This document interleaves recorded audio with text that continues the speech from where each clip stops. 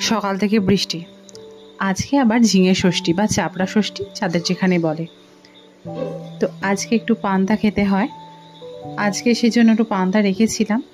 পর যখন শুনলো বললো, তুমি একা কেন পান্তা খাবে, আমিও খাবো। তো সকলের জন্যই পান্তা রেখেছিলাম, শুধু আমার মেয়ের ছাড়া। মেয়েও খেতে ভালোবাসে, অবশ্য একটু খেয়েছে আমার সাথে। কিন্তু দুপুরবেলা আমি মেয়ের জন্য একটু খিচুড়ি বানিয়েছিলাম।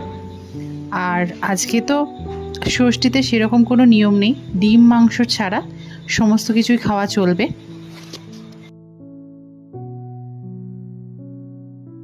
আমি আবার পান্তাতে একটু লেবু দিই, গন্ধরাজ লেবু হলে তো ভীষণ জমেই যায়। গন্ধরাজ লেবু পাইনি, কাগজি লেবু ছিল, সেটাই দিয়েছিলাম। আর সাথে গরম গরম পেঁয়াজি ভেজেছিলাম।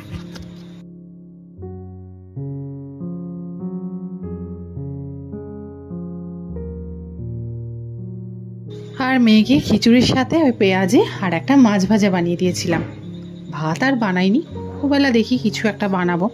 আমাদের এখানে চাপড়া ষষ্ঠী বা ঝিঙে ষষ্ঠীতে একবেলা ভাত আর একবেলা অন্য কিছু। আপনাদের ওখানেও কি একই সিস্টেম? কি সিস্টেম আছে একটু আমাকে কমেন্ট বক্সে লিখে জানাবেন।